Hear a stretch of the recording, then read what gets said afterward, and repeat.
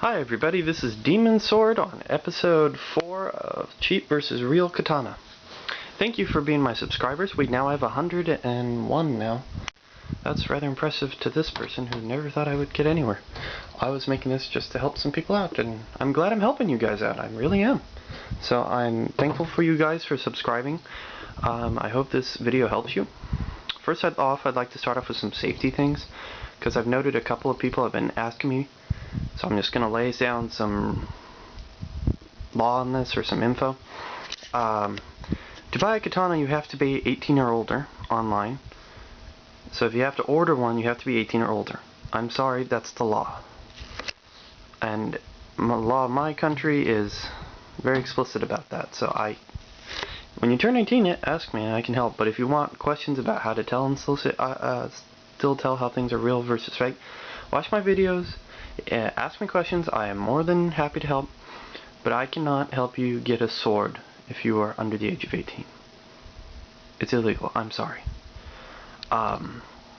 Also, a lot of people have been asking, can I bash this sword through metal? No. What does a katana do? Let me lay this down. A katana is meant for cutting. Slashing through a target. Usually, in today's day, it's a tatami mat. In the old days, it was people. And usually you didn't cut through armor. And now the Japanese armors usually have a type of wood layering. So it was actually kind of understandable that they could cut into it, but it wouldn't slice through them in some of these animes. No more Rurouni Kenshin for you people. I'm just gonna take that. I'm taking your Rurouni Kenshin privileges away. Or One Piece Zoro. No. You can't cut through steel with a sword. I'm sorry. It's not practical. There probably is a way to do it, okay? I won't say that it's impossible, but for all intents and purposes of a new person trying to do it, it's not going to happen. I'm sorry. There is no magical katana that can act like a lightsaber. I'm just going to state that right now. Now, on to the video. What are we discussing today? Sword lamination methods. A lot of people have been asking me, what is the best sword? Now, any sword can be good. A lot of people get swords and complain it's too heavy, too this, too that, too thick, the grip is too thick, it's too small. You are buying the sword that is not fit for you. You need to find a sword that fits your style. I can match a sword that's really good, but I may not be perfect. I can only pick out what you give me as, this is what I need, this is what I want, this is how I'm going to use it, and I take these factors in to try and find a sword for you.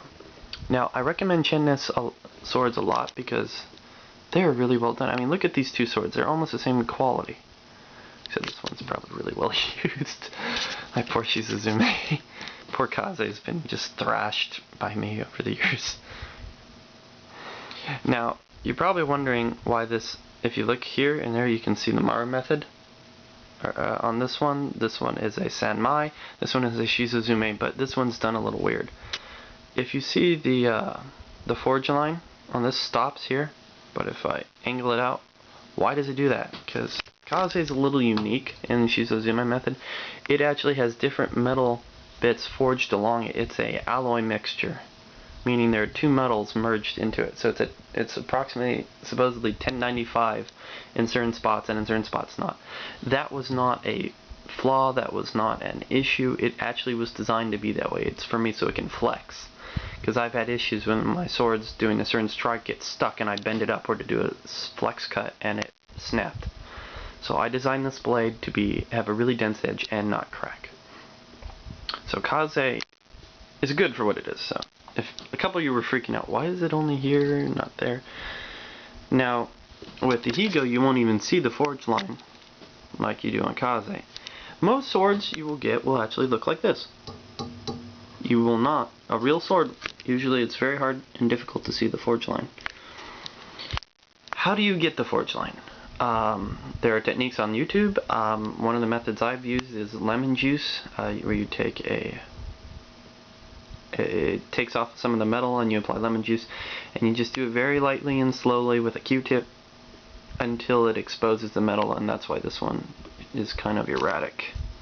because it was me doing this myself to show. It's from that to look look like that. It makes it look a little more aggressive. So, c'est la vie. Now, a mono steel sword is very flexible, very durable. This one up here is the Shinwa Nodachi that is in one of my other videos. What does a Maru sword do? A Maru sword is basically, I would classify it as a heavy dojo cutter. You can cut, you can slice, you can stab. Flexing may be an issue though, because certain metals will, once you hit a certain point, the tensile strength is what a metal has to flex. So you call it spring characteristics of the metal. So tensile strength, you strike, you bend, and it flexes back, you know, wong, wong, wong. So mono steels, after a certain point, if they're stretched too far, stay where they were. That means you've reached the tensile strength. You've gone past its limit. It will never be able to go back here the exact same way, unless heated or repaired.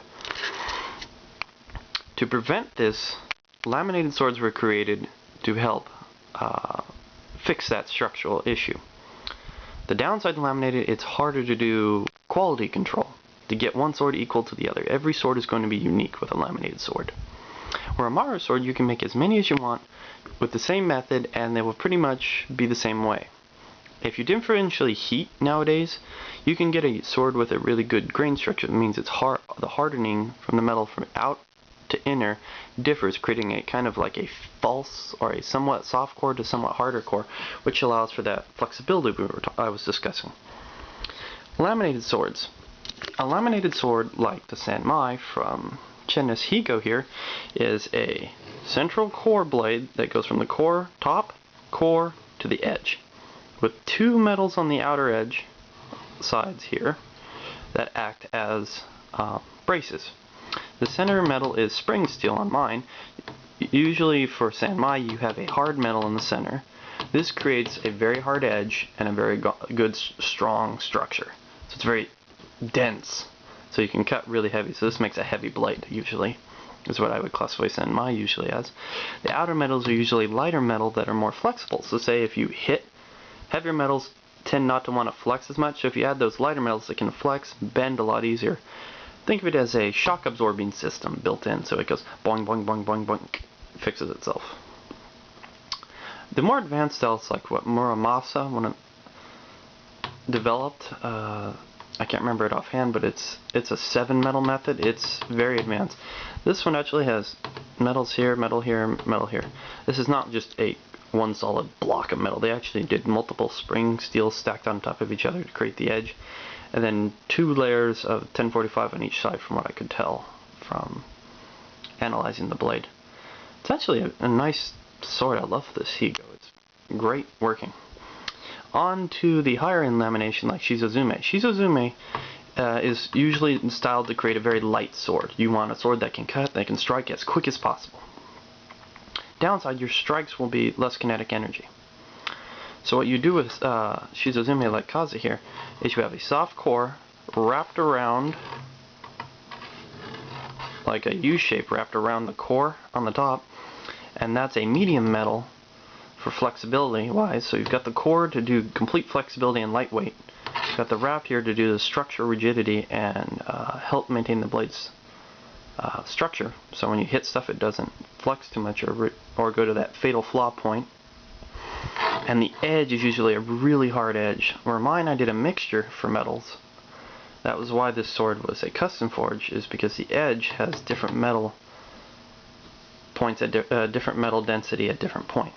Most people won't want this, but it allows me to know where I want to hit on this blade. Because if you look here, it's there, there, and there. There are 3 points in Kaze with a high edge metal, which allow me to do quick, heavy cuts. But if I want to do, say, cut in a different way, I can aim it toward the other parts of the metal edge. So it's for more advanced cutting technique. I just want to let that know right now. The difference in metals is for more advanced cutting technique. If you can't differ or control the blade to that extent, there is no reason to get a laminated sword. You are not yet ready for a laminated sword, in my opinion. But I love laminated blades. They are my favorite. But a mono steel sword can do the exact same thing as most of these if forged correctly. So, I recommend